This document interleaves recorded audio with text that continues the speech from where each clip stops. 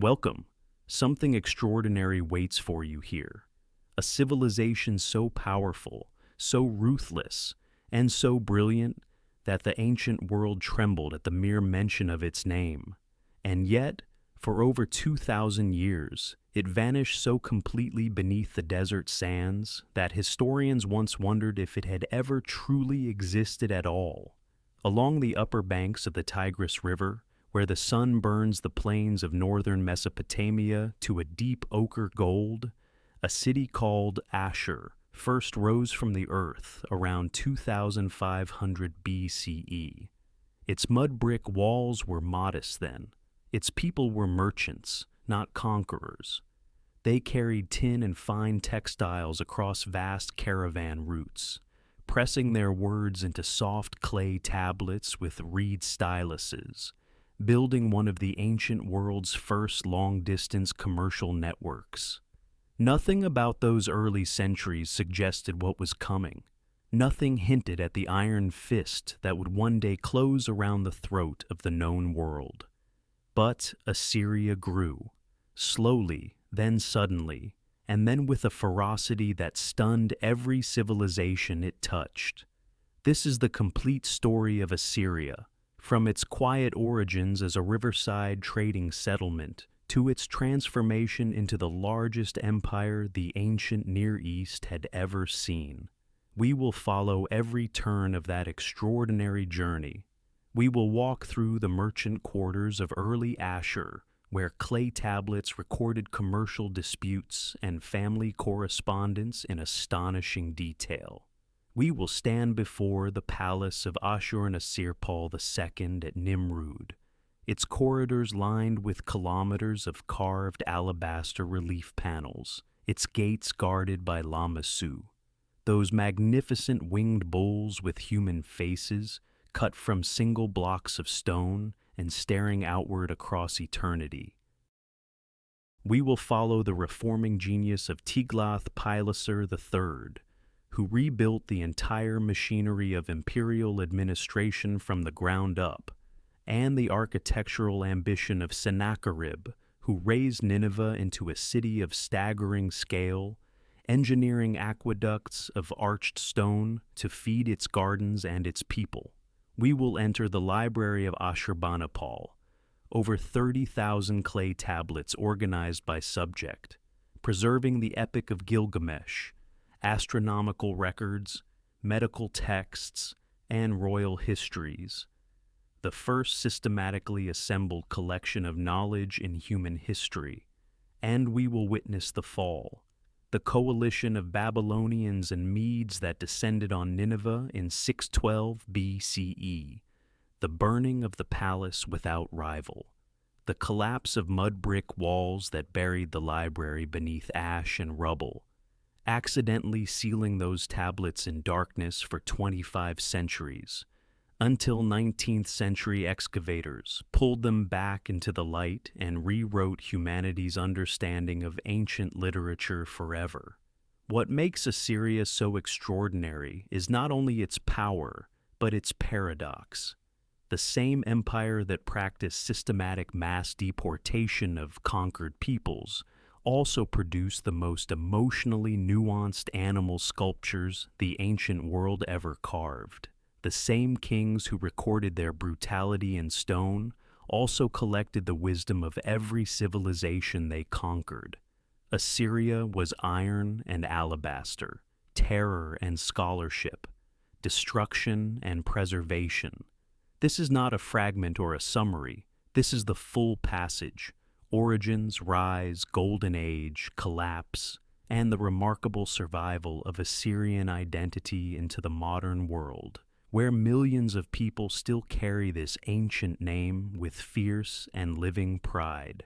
If these complete journeys through the ancient world speak to you, please subscribe so you do not miss what comes next. Each week, we bring you the full story of a lost civilization, told with the depth and detail it deserves. Now, let us begin our journey back to the rocky promontory above the Tigris, where the first stones of Ashur were laid, and where everything that followed was set in motion. The Tigris moves slowly here, its brown water catching the last light of afternoon as it bends around a rocky promontory rising from the northern Mesopotamian plain. The stone is pale and ancient, worn smooth by wind and season, and upon it sits a city that does not yet know what it will become. This is Ashur. Around 2500 BCE, it is modest, a cluster of mud brick structures pressed against the high ground above the river, its walls the color of dried earth, its streets narrow and purposeful. But its position is everything. From this elevated ridge, merchants can watch river traffic moving in both directions, controlling the passage between the fertile lowlands of southern Mesopotamia and the highland routes stretching north and west toward Anatolia. The god Ashur watches over all of it, not merely a deity worshipped within temple walls, but the living identity of the city itself, the state and its divine patron sharing a single name, a single fate. The earliest temple platforms rise from the promontory's highest point, their mud brick mass rebuilt and enlarged with each generation, layer upon layer of devotion pressed into the earth. Priests move through these spaces at dawn, the air carrying the scent of cedar resin and burning oil. The city does not yet command armies. It commands something older and in many ways more powerful, the flow of goods across vast distances. By around 1950 BCE, Assyrian merchants have extended their reach far beyond the Tigris Valley. Caravans of donkeys move northward through the Taurus mountain passes, carrying tin from the east and fine textiles woven in Ashur's workshops. Their destination is Kanesh, deep in the Anatolian plateau in what is now central Turkey, where the Assyrians establish a karum, a merchant quarter operating under Assyrian commercial law within a foreign city. Kanesh is the most prominent of perhaps 40 such colonies scattered across Anatolia, and it functions with remarkable sophistication. Contracts are drawn up, debts recorded, partnerships formed and dissolved, all pressed into clay tablets sealed inside clay envelopes and fired for permanence. Over 23,000 of these tablets have been recovered from Kanesh alone. They are not royal proclamations or religious hymns. They are letters between fathers and sons, disputes over silver payments, instructions for textile shipments, complaints about delayed caravans. In their ordinariness lies their extraordinary value, a window into a merchant civilization operating across hundreds of kilometers with a precision that feels almost modern. A merchant in Ashur writes to his agent in Kanesh about a shipment of tin. The agent replies about market prices. The system works because trust, contract, and the authority of Ashur's name hold it together. This commercial world shapes everything about early Assyrian identity. The city is not yet an empire, not yet a military machine. It is a trading republic of sorts, governed by an assembly of elders, a city council, and a ruler whose title, Limu, rotates annually among leading families. The god Ashur sits at the apex of this order, his temple the symbolic and administrative heart of the city. To trade under Ashur's name is to trade with divine backing. To break a contract sealed in his name is to invite divine consequence. The mud brick walls of Ashur absorb the heat of long Mesopotamian summers and release it slowly through cool nights. The river below carries boats loaded with grain and pottery. Somewhere in the archives, a clay tablet records a merchant's careful accounting. Silver weighed, textiles counted, the distance to Kanesh calculated in days of travel. This city on its rocky promontory is small, practical, and quietly extraordinary. It does not yet dream of conquest. But the habits it is forming, of administration, of long-distance organization, of identity bound to a single divine name, are the very foundations upon which, centuries later, the ancient world's most formidable empire will be constructed. The Euphrates moves differently from the Tigris. Where the Tigris cuts and rushes, the Euphrates spreads wide and deliberate across the flat Mesopotamian plain, its banks lined with date palms and reed marshes stretching toward a horizon that seems to have no end. Along its middle reaches, the city of Mari rises from the western bank, a city of considerable age and sophistication, its palace already one of the largest structures in the ancient Near East, its walls enclosing administrative chambers, royal apartments, and archive rooms where thousands of clay tablets record the business of governance in careful cuneiform rows. Around 1813 BCE, a ruler of extraordinary ambition emerges from the north.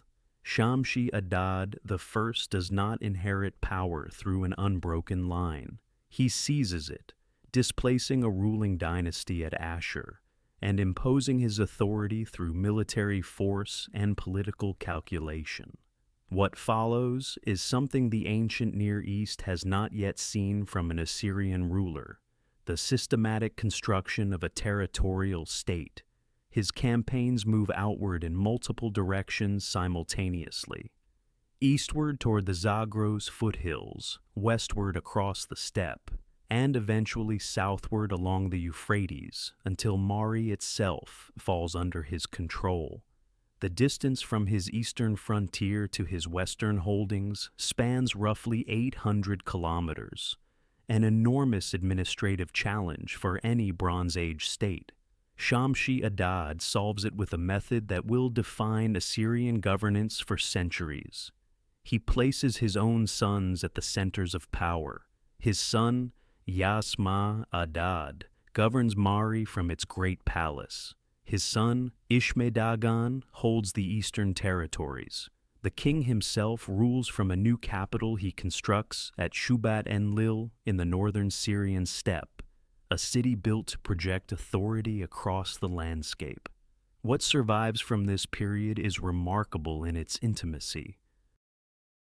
The Mari archives, recovered by French archaeologists in the 20th century CE, preserve thousands of clay tablets, including royal correspondence between Shamshi-Adad and his sons.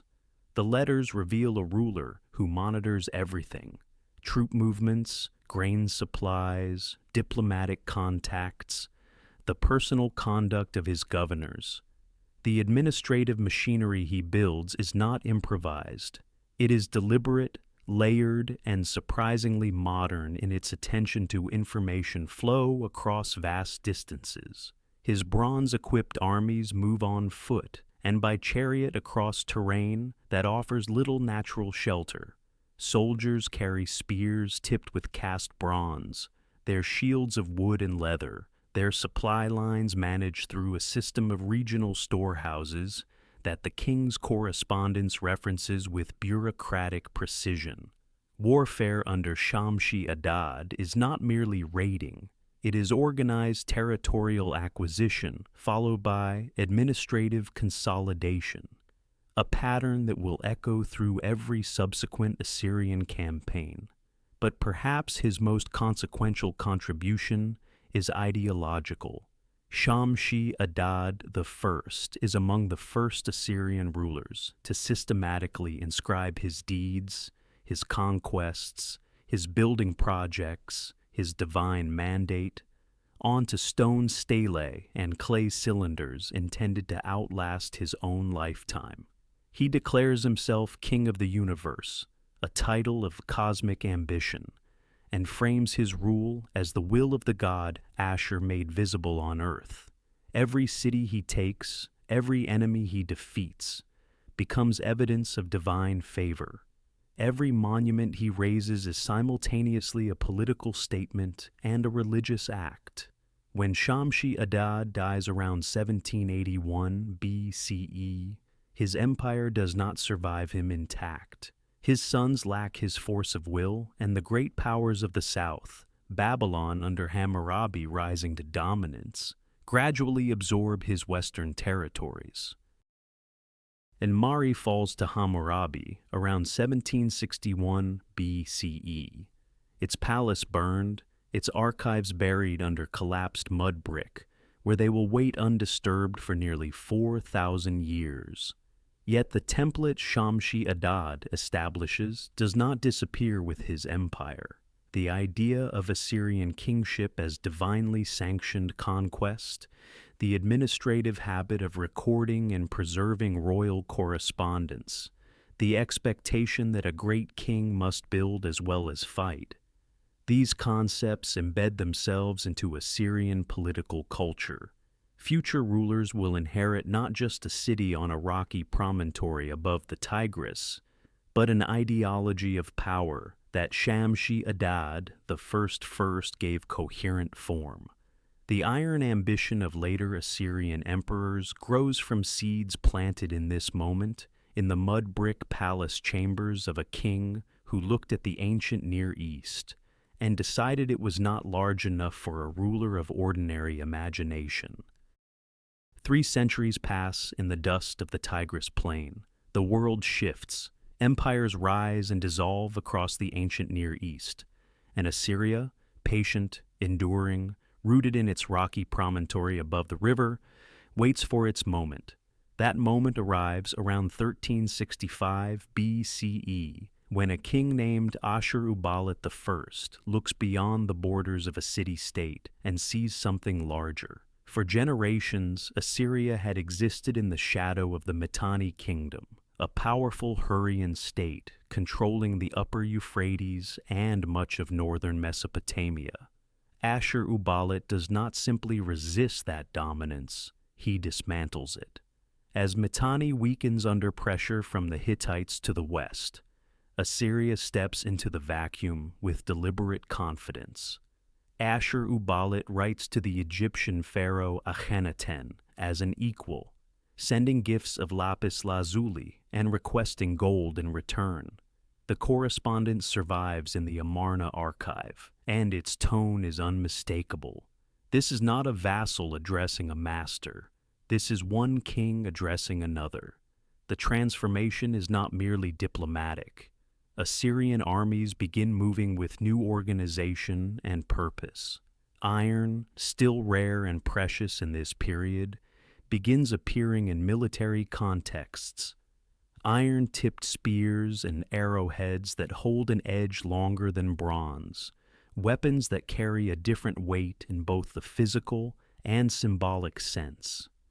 The army that emerges from this period is leaner, more disciplined, more deliberately engineered for sustained campaigning across difficult terrain. The reign of Tukulti-Ninurta I, beginning in 1243 BCE, marks the most dramatic demonstration of what this military machine has become. He campaigns across the Zagros Mountains, subduing tribes and extracting tribute.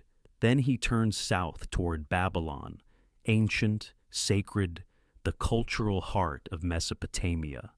Around 1225 BCE, his forces defeat the Kassite king Kashtiliash IV in open battle. What follows shocks the ancient world. Tukulti-Ninurta enters Babylon, removes the cult statue of Marduk, the supreme god of the Babylonian pantheon, and carries it north to Ashur. The act is not mere plunder. It is a theological statement, a claim that divine favor itself has transferred from Babylon to Assyria. He rules Babylon directly for several years, the first Assyrian king to achieve this, styling himself king of both Assyria and Sumer and Akkad. His own people eventually revolt against him, and he dies at the hands of his own son. But the precedent he establishes echoes forward through every subsequent Assyrian imperial ambition. A period of contraction follows. Babylon recovers. Regional powers reassert themselves. But Assyria does not collapse. It consolidates, preserves its institutions, and produces another extraordinary ruler in Tiglath-Pileser I, who ascends the throne around 1114 BCE. His campaigns are staggering in geographic scope. He moves north into the mountains of Anatolia, west through Syria, and eventually reaches the Mediterranean coast around 1100 BCE. At the Phoenician port cities, Arvad, Byblos, Sidon, he receives tribute and boards ships to sail briefly upon waters no Assyrian king had seen before. He hunts wild bulls in the cedar forests of Lebanon, and he records these hunts not merely as recreation, but as royal performance, proof that the king commands nature itself as surely as he commands armies. The cedar he brings back matters practically as well as symbolically. Nineveh and Ashur are cities of mud brick, their great buildings dependent on timber for roof beams and door frames. Lebanese cedar, dense and aromatic and resistant to decay, becomes the prestige material of Assyrian palace construction. Its scent fills throne rooms. Its grain runs through doorways that open onto carved stone courts. Tiglath-Pileser I also collects. He gathers exotic animals, a crocodile, a female ape, sent as tribute from Egypt. He assembles a library of cuneiform texts. He hunts elephants near the Euphrates. In these acts, a pattern crystallizes that will define Assyrian kingship for centuries. The king as warrior, builder, scholar, and master of the natural world simultaneously. The ideology is fully formed now, waiting only for the resources and the moment to express itself on a truly imperial scale. 2 centuries of fragmentation end when Ashurnasirpal II takes the throne in 883 BCE. The Assyrian state, diminished and contracted through generations of pressure from Aramean tribes and internal weakness, now finds in this single king the concentrated force that will remake the ancient world. He does not inherit an empire, he builds one, campaign by campaign, season by season, with a methodical ferocity that leaves contemporaries without adequate language to describe it. His inscriptions do not soften what he does. They record it with precision and apparent pride. Cities burned, populations impaled on stakes along conquered walls, enemy leaders skinned, and their hides stretched across city gates. This is not mere cruelty. It is calculated communication. Every act of terror is documented, copied, and distributed. The message travels faster than any army. By the time Assyrian forces approach a city's walls, the city's leadership has already heard what resistance costs. Many choose not to find out. Yet the same king who orders these acts is simultaneously constructing one of the ancient world's most extraordinary architectural achievements. At Nimrud, ancient Kalhu, on the east bank of the Tigris, roughly 30 kilometers south of modern Mosul, Ashurnasirpal raises a new capital from the ground. The Northwest Palace, completed around 879 BCE, covers an area of roughly 2 hectares. Its throne room alone stretches nearly 50 meters in length, and every major wall surface is covered in carved alabaster relief panels, running in continuous narrative bands from floor to ceiling. The alabaster comes from local quarries, cut into slabs and hauled to the site, then worked by teams of craftsmen whose chisels produce images of extraordinary detail. A king stands before a sacred tree, flanked by winged protective spirits.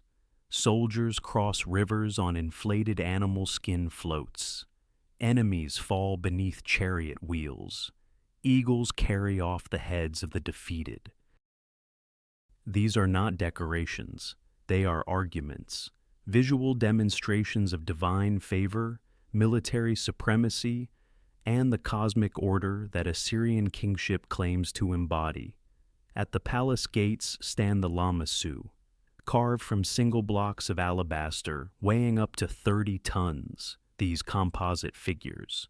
Human heads wearing horned crowns, bodies of bulls or lions, wings spread wide, guard every major threshold. They are shown with 5 legs, a sculptural solution that allows them to appear both standing still and striding forward depending on the viewer's angle of approach.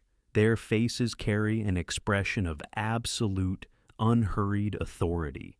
In 879 BCE, Ashurnasirpal celebrates the completion of Nimrud with a banquet recorded in an inscription of remarkable specificity. The guest list numbers 69,574 people, officials, dignitaries, craftsmen, soldiers, and local populations, fed over 10 days from the palace's storehouses. The quantities listed are staggering: thousands of cattle, tens of thousands of sheep, enormous volumes of wine and beer. It is simultaneously a feast and a demonstration. The king who can feed this many people controls resources beyond ordinary comprehension. His son, Shalmaneser III, inherits both the empire and its momentum, reigning from 858 to 824 BCE. He pushes Assyrian power westward into Syria and the Levant with relentless consistency. In 853 BCE, at the Battle of Karkar on the Orontes River, he confronts a coalition of 12 kings, including Hadadezer of Damascus and Ahab of Israel, one of the earliest biblical figures confirmed in Assyrian records. The battle's outcome remains debated, but Assyrian expansion into the region continues regardless. Shalmaneser's black obelisk, a polished black limestone monument standing nearly 2 meters tall and discovered at Nimrud in 1846, records his campaigns across 5 registers of carved relief. On its second register, a figure identified in the inscription as Jehu of Israel, or his representative, kneels before the Assyrian king, pressing his forehead to the ground in submission. It is the oldest surviving visual representation of a figure from the Hebrew Bible, carved in stone by the people who received his tribute.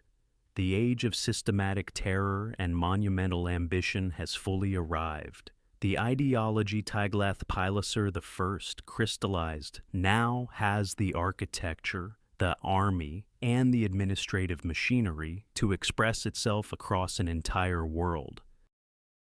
The clay tablets do not record his origins clearly. What they preserve instead is the moment of rupture, 745 BCE, a year when the Assyrian court fractures under the weight of internal weakness, and a man who may not have been born to the royal line seizes the throne and names himself Tiglath-Pileser III. The name itself is a declaration, reaching back to the great campaigner of the 11th century, claiming legitimacy through historical echo rather than bloodline. Whatever the circumstances of his rise, what follows is one of the most consequential reigns in the ancient world. The empire he inherits is large but inefficient. For generations, Assyrian kings have governed through powerful provincial lords, men who control vast territories, raise their own armies, and accumulate wealth that rivals the crown itself. These governors owe loyalty to the king in theory, but in practice they operate as semi-independent powers, and their ambitions have repeatedly destabilized the state. Tiglath-Pileser III dismantles this system with deliberate precision. He subdivides the great provinces into smaller administrative units, each governed by officials appointed directly by the palace, answerable to the king alone, rotated frequently enough to prevent the accumulation of personal power. The empire becomes, for the first time, a genuinely centralized machine.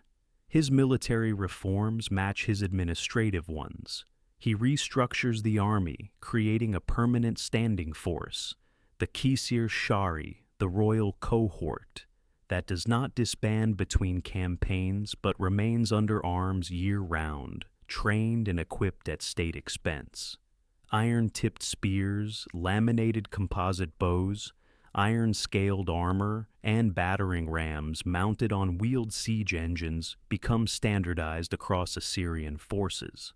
The army that marches under Tiglath-Pileser III is not a seasonal levy of farmers. It is a professional instrument of state power. And then comes the policy that will define his legacy more than any battle. Mass deportation, practiced occasionally by earlier Assyrian kings, becomes under Tiglath-Pileser III a systematic instrument of imperial control. Conquered populations are uprooted from their homelands, entire cities, entire regions, and resettled across distant parts of the empire. Over 400,000 people are moved across various campaigns. The logic is cold and effective. Communities severed from their land, their temples, and their neighbors lose the social cohesion necessary for organized resistance. They become labor, filling depopulated regions, building cities, working royal estates. Their identities dissolve slowly into the broader Assyrian imperial fabric. His campaigns reach in every direction. He campaigns into the Zagros highlands, into Syria, into the Levant. He receives tribute from rulers across the region, including figures recorded in the Hebrew Bible, Menahem of Israel, Ahaz of Judah. He campaigns into Gaza, reaching the border of Egypt.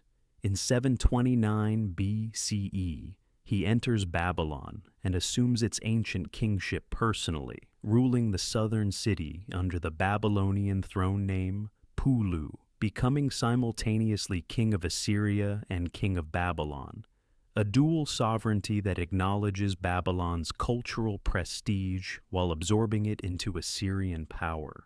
When Tiglath-Pileser III dies in 727 BCE, the throne passes through brief turbulence before Sargon. The second consolidates power in 722 BCE. He too reaches backward for a name, Sharukinu, the true king, invoking Sargon of Akkad, the legendary conqueror of 2 millennia earlier. In 722 BCE, he completes the siege of Samaria, the capital of the northern kingdom of Israel, deporting its population and resettling the region with peoples drawn from other conquered territories.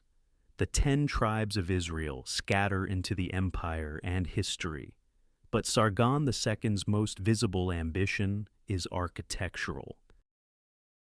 Beginning in 717 BCE, he orders the construction of an entirely new capital city on empty ground northeast of Nineveh. Dur-Sharakin, the fortress of Sargon, rises from the plain with extraordinary speed. Its outer walls form a near-perfect square, enclosing roughly 300 hectares. The palace complex sits on an elevated platform of mud brick, its gates flanked by colossal lamassu figures carved from limestone. A ziggurat of 7 tiers rises beside the palace, each tier painted a different color: white, black, red, blue, orange, silver, gold, visible from the surrounding plain like a painted mountain. The city is completed but barely inhabited when Sargon II dies in battle in 705 BCE, and his successor abandons it almost immediately. Dur-Sharakin stands as the most complete monument to royal ambition in Assyrian history, built entirely, used briefly, and then surrendered to silence and sand. Sennacherib does not mourn his father's abandoned city.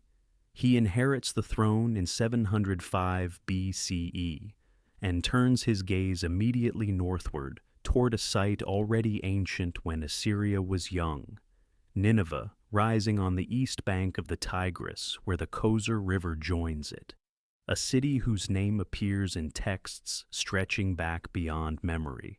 What Sennacherib sees there is not a finished capital, but a canvas of extraordinary potential. Within years, he begins the most ambitious urban construction project the ancient world has yet attempted.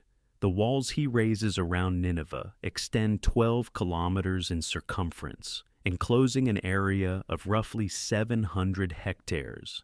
15 monumental gates pierce this perimeter, each named for an Assyrian deity: the Gate of Shamash, the Gate of Nergal, the Gate of Adad, their thresholds flanked by lamassu figures carved from limestone, their surfaces finished in glazed brick that catches morning light in blues and yellows. Inside these walls, Sennacherib constructs what his own inscriptions call the palace without rival. The structure covers an area of extraordinary scale, over 500 rooms and corridors spreading across a raised platform of mud brick and stone. Its walls carry approximately 3 kilometers of carved alabaster relief panels, their surfaces recording military campaigns, ritual processions, divine encounters, and the ordered world of Assyrian power, rendered in stone with obsessive precision. To feed this city and sustain its gardens, Sennacherib engineers water across distance. Around 690 BCE, at Jerwan northeast of Nineveh, his engineers construct an aqueduct of dressed limestone blocks spanning a valley floor. One of the earliest arch-based aqueducts in recorded history. 18 million stone blocks form its structure. Water flows from the mountains of Bavian through a canal system stretching nearly 80 kilometers, arriving at Nineveh to fill channels, irrigate orchards, and supply a population that may have reached 100,000 people, making it among the largest cities on Earth at that moment.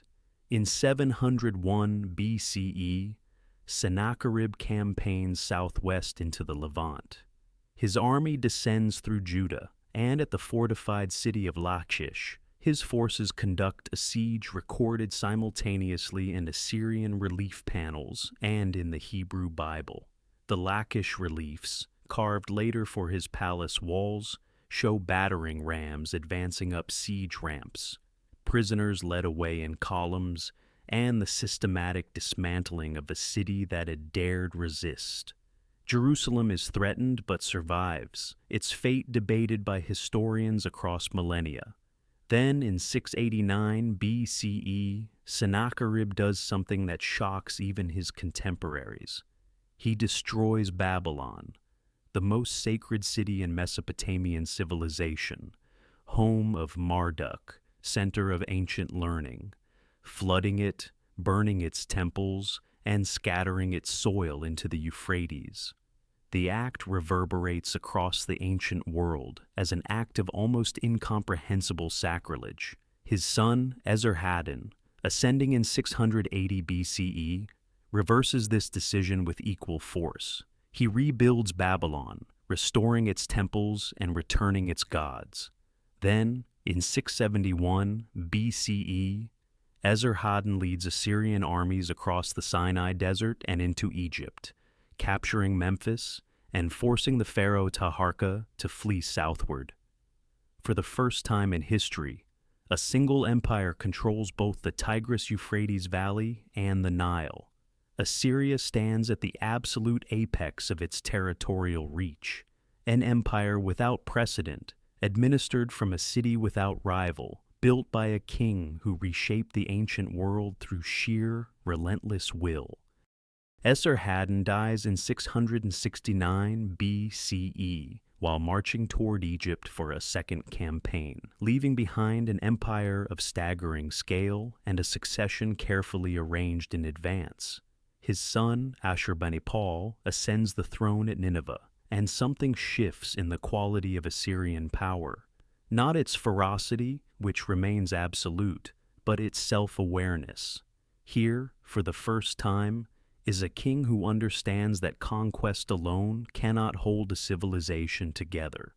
What endures is knowledge.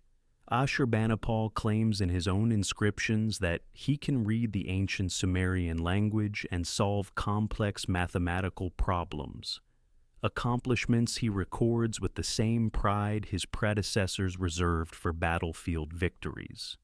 Whether these claims are entirely literal or partly ceremonial, the impulse behind them is real. He dispatches agents across the empire with explicit orders: find every text, copy every tablet, send everything to Nineveh. Scribes in Babylon, Nippur, and Borsippa receive royal commands to surrender their temple archives. The operation is systematic, deliberate, and unprecedented. The library takes shape in the North Palace at Nineveh. Clay tablets are organized by subject and stored in labeled wooden shelves. Astronomy, omens, medicine, ritual incantations, royal annals, and literature. Over 30,000 tablets accumulate, some copied from originals dating back to 2000 BCE. Among them rests the standard Babylonian version of the Epic of Gilgamesh, the story of a king who seeks immortality and finds instead the hard wisdom of human limitation. The irony is quiet but profound, preserved in the palace of a king who will be among the last of his line. The lion hunt reliefs carved along the corridors of Nineveh's North Palace represent something different from earlier Assyrian art. Where Ashurnasirpal II's reliefs at Nimrud depicted warfare with rigid ceremonial precision, Ashurbanipal's sculptors render dying lions with anatomical observation that borders on tenderness. A lioness, her hindquarters paralyzed by arrows, still raises her head and opens her mouth in a final roar. The musculature beneath her skin is carved with extraordinary accuracy. These are not symbols, they are observations. Moments of mortal struggle recorded in alabaster with a precision the ancient world would not surpass. The hunts themselves are staged within enclosed arenas, lions released from cages before the king's chariot. The ritual is ideological, the king as cosmic protector, destroyer of chaos. But the art transcends its function. Ashurbanipal's sculptors have looked at suffering directly and refused to simplify it. Beyond Nineveh's walls, the empire still demands blood. Ashurbanipal campaigns relentlessly against Elam, the ancient kingdom to the east in modern southwestern Iran. In 647 BCE, Assyrian armies sack Susa, Elam's capital, destroying its temples and carrying its royal statues back to Nineveh. The campaign effectively ends Elam as an independent power. Closer to home, Ashurbanipal's own brother, Shamash-Shum-Ukin, installed as king of Babylon by their father, raises a massive revolt around 652 BCE. The war lasts 4 years. By 648 BCE, Babylon is under siege, its population starving. Shamash-Shum-Ukin dies in the burning palace. Ashurbanipal does not destroy the city. He has learned from his grandfather, Sennacherib's catastrophic mistake, but the victory costs him something the tablets do not record. After 627 BCE, Ashurbanipal disappears from the historical record. The exact circumstances of his death remain unknown. What the dust preserves instead is the library. 30,000 tablets of accumulated human understanding, waiting beneath the rubble of a burning palace for 25 centuries. For the moment, the world is ready to read them again. The silence that follows Ashurbanipal is not peaceful. It is the silence of something enormous holding its breath. After 627 BCE, The empire he leaves behind begins to fracture along every seam that centuries of conquest had pressed together by force alone. Succession disputes erupt almost immediately. Within years, multiple claimants contest the Assyrian throne, each drawing resources and loyalty away from the administrative machinery that had kept millions of people in disciplined submission. The provinces, always restless beneath the surface, sensed the loosening grip. The deportation policies that had scattered populations across the empire had never truly extinguished local identity. They had only suppressed it, and suppression requires constant pressure to hold. To the east, the Median Kingdom under Cyaxares has been consolidating power across the Iranian plateau with a speed that mirrors Assyria's own earlier rise. To the south, Babylon, besieged, starved, humiliated across generations, waits with the patience of a civilization that measures time in millennia.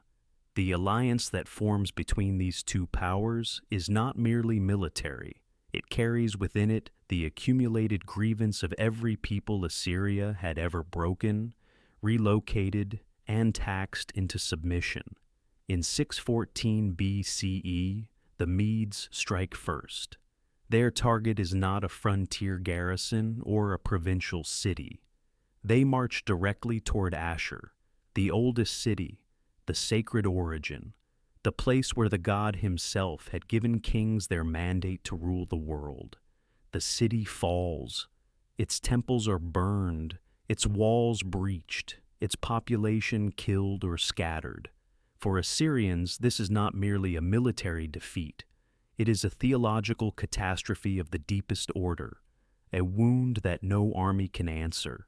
2 years later, in the summer of 612 BCE, the combined forces of Babylon and Media converge on Nineveh.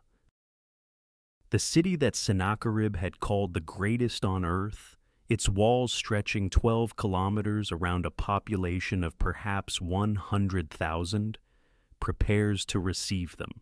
The siege lasts 3 months.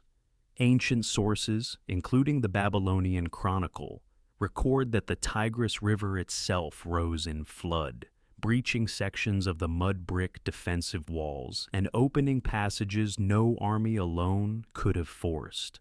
By August of 612 BCE, Nineveh is burning. The palace corridors where alabaster reliefs had recorded a century of conquest collapse inward. Cedar roof beams, carried from Lebanon at enormous cost, become fuel.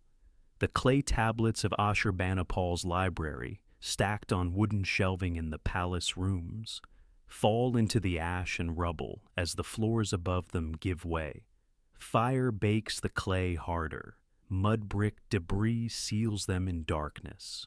What had been assembled as a monument to imperial knowledge becomes, by catastrophe, the most perfectly preserved archive the ancient world will ever produce. The last Assyrian king, Ashur-uballit II, escapes westward with the remnants of an army. At Haran, the ancient trading city near the upper Euphrates, he makes a final attempt to hold Assyrian identity together, appealing to Egypt, once a conquered province, for military assistance. The Egyptians send forces under Pharaoh Necho II, but the effort arrives too late and proves insufficient. In 609 BCE, Haran falls. Ashur-uballit II vanishes from the historical record entirely. No inscription records his death. No tomb has ever been found. The empire that had stretched from Egypt to Persia, that had deported nations and carved its victories into miles of palace stone, ceases to exist in the span of 15 years. The Tigris flows on past the ruins of Nineveh, indifferent, carrying silt southward toward the sea. The mounds of rubble that had been the greatest city on earth begin their long silence, waiting for a world not yet born to come and ask what lies beneath. The mounds rise from the Tigris plain like forgotten breathing, low, rounded, patient. For more than 2,000 years, the rubble of Nineveh sits beneath accumulating dust and silence, its carved alabaster buried under collapsed mud brick, its clay tablets sealed inside ash and debris. Greek historians who write about the city within a century of its fall already treat it as something half mythological, a place of legendary wickedness swallowed by divine judgment. The prophet Nahum had called it a city of blood. By the time Xenophon's 10,000 Greek soldiers march past the mounds around 401 BCE, they do not recognize what lies beneath their feet. They record only two large, abandoned tells beside the river. The name Nineveh means nothing to them anymore. Centuries accumulate. Empires rise and dissolve above the buried stones. The Persians inherit Assyrian administrative frameworks without crediting their source. The Hellenistic kingdoms adopt the concept of divine kingship partly transmitted through Persian channels that themselves drew from Assyrian models. Roman military organization, its provincial governance, its systematic road networks, its policy of relocating populations, carries distant echoes of innovations first practiced in the palace corridors of Nineveh and Nimrud. The debt is real but unacknowledged. Assyria has become invisible inside its own legacy. Then, in 1845 CE, a young British traveler named Austen Henry Layard begins digging at the mound of Nimrud. Within days, carved alabaster relief panels emerge from the earth, figures of soldiers, prisoners, horses, and gods rendered with extraordinary precision. Within weeks, the first Lamassu appears, its massive winged body and calm human face rising from soil that had held it for 2.5 millennia.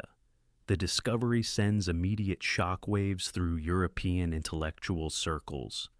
What had been legend becomes stone reality. Layard moves to the mound of Kuyunjik, ancient Nineveh itself, and the excavations deepen. Room after room of the palace without rival emerges, its relief panels still carrying traces of original pigment. Then comes the library. Thousands upon thousands of clay tablet fragments, fired hard by the very flames that destroyed the palace, preserved by the catastrophe that was meant to erase them. Ashurbanipal's systematic collection of human knowledge, buried since 612 BCE, begins its journey to the British Museum, where it still resides today. The decipherment of cuneiform, advanced critically by Henry Rawlinson, working on the trilingual Behistun inscription in Persia, unlocks the language of these tablets. In 1872, a young museum assistant named George Smith, sorting through tablet fragments, recognizes a story: a great flood, a boat, animals saved from rising waters, predating the biblical account by centuries. The flood tablet, part of the Epic of Gilgamesh, rewrites humanity's understanding of ancient literature in a single afternoon. The oldest written story on Earth had been sleeping in a London storage room. The Tigris still moves past Mosul today, past the mounds that archaeology has only partially uncovered. Modern Assyrian communities, numbering between 2 and 4 million people across Iraq, Syria, Lebanon, and diaspora populations worldwide, maintain languages derived from ancient Aramaic, liturgical traditions reaching back through centuries of Christian practice layered over far older foundations, and a fierce, living sense of identity rooted in this ancient civilization. They carry the name Assyrian not as metaphor, but as inheritance. What the dust preserved was never only stone and clay. It preserved the proof that human ambition, human cruelty, human artistry, and human knowledge had reached extraordinary heights along the Tigris long before the world remembered to look. Assyria did not simply fall. It waited, patient beneath the earth, for the questions that would eventually come. Thank you for traveling through this ancient world alongside this series. If these stories have moved you, subscribing ensures you will be there when the next civilization rises from the dust.